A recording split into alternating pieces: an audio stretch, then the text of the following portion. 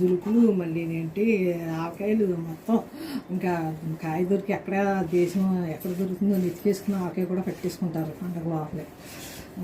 అంత ఇది అన్నమాట జనాలకి. ఏంటో మరి ఇదేంటో నాకు తెలియదు.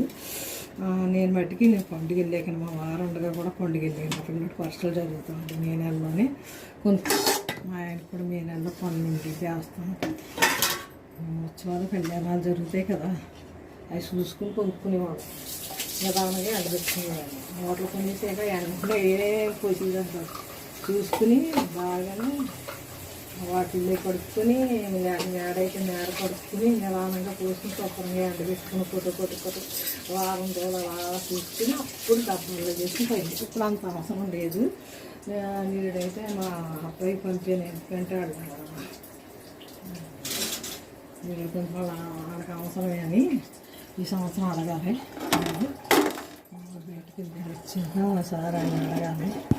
ఎందుకంటే సంవత్సరం కూడా కావాలా వద్దా అని అడిగి మరీ పట్టాలి. నేను కొంటాను. నాకైతే 4 కేజీలు కొనుక్కుంటానండి.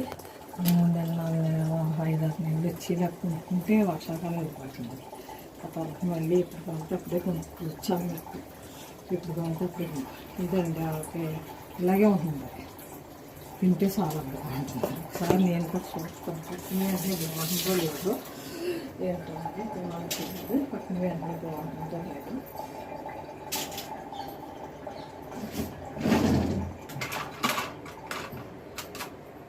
ఆనక మా పనమ్మాయి వస్తుంది. మా మేడి గారు వస్తారు. మేడి గారు వచ్చాక ఓరాలు కదా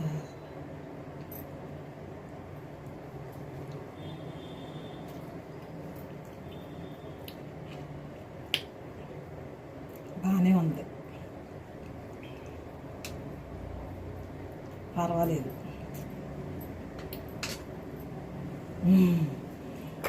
ఓరితే పులుపు ఉంటుంది. అంతగా పులుపు లేకపోతే నిమ్మరసం కొంచెం ఉడకబెట్టి అలా పైన పోసామనుకోండి అది వెళ్ళిపోతుంది అన్నట్టు.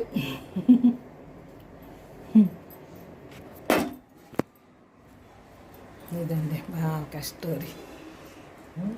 అలాగే ఒకరిని చూసి ఒకరు తెచ్చుకోకుండా ఎవరికి ఎలా వస్తే అలా చేసుకోవాలి. ఎవరి బడ్జెట్ని పెట్టి వాళ్ళు చేసుకోవాలి. ఏదైనా ఫంక్షన్ అయినా ఏదైనా వాళ్ళ బడ్జెట్ని పెట్టి చేసుకోవాలి. ఎగిరేమో గోతులు దిగుతాం. అది